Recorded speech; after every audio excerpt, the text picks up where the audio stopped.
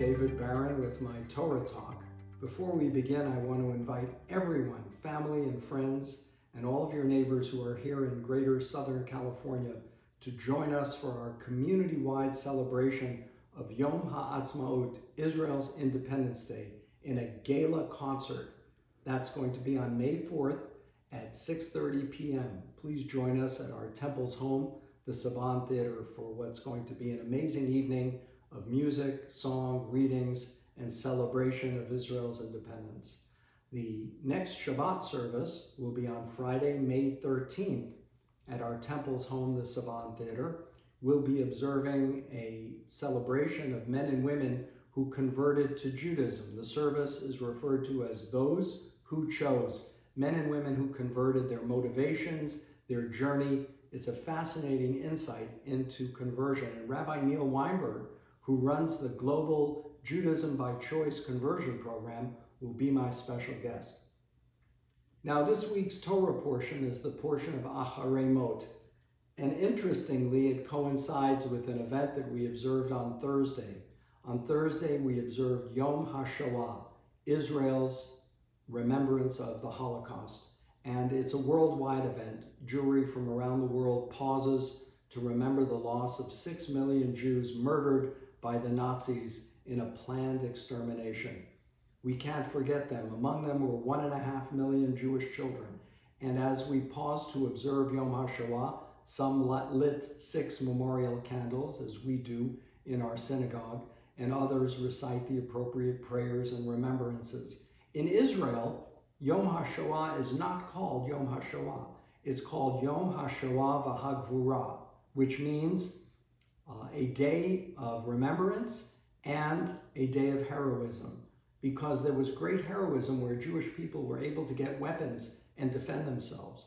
The heroes of the Warsaw Ghetto fought off the Nazis for months with the few weapons they were able to muster. And many Jewish individuals fought in the underground groups against the Nazis, the partisans who fought against the Nazis in Central Europe, in Belarus and Poland, and throughout Europe, fighting in the underground against Nazi domination. For all of us, remembering it also means visiting museums. There are some great museums that teach us the important history of the Shoah. And the important point that must be made is that genocides recur throughout history. This was a planned extermination of the Jewish people. But we know that in Cambodia, the destruction wrought by the Pol Pot regime, killing 2 million Cambodians. We know in Africa, the war between the Tutsi and the Hutu, with the massacre of thousands, tens of thousands of innocent men, women, and children, that this is a recurring theme.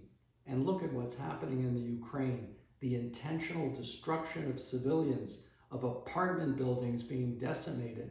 The target there is to kill civilians, Ukrainian people.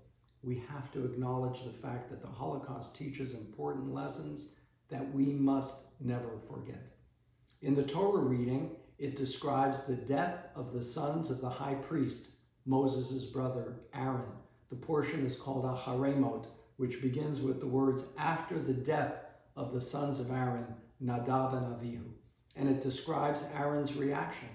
Vayidom Aharon, Aaron remained silent. He had such a hard time processing the loss of his 2 sons. Why did they die? Well, according to the biblical account and commentaries, they lit a strange fire before the Lord. And basically, they had died from within, according to one of the commentators. They weren't taking their duties and responsibilities seriously. They began to mock and make fun of the process of ritual. And you know, that deterioration of respect for values and practices and ideals leads to a slow but steady spiritual death. We see it occurring all around us. When people lose respect for our values, for our nation, for our system of justice, we recognize that that can lead to a death of the individual and a death of the citizen. And that would be the worst thing that could happen. And so we take a moment to think about the loss of integrity, the loss of our beliefs, and recognize that that is a call for mourning as well. And also for a new resolve Just as the Holocaust taught us that we have to pause and remember and mourn, we also have to commit ourselves seriously and effectively to preventing future Holocausts and to preventing the death, the spiritual death of people who've lost a sense of values.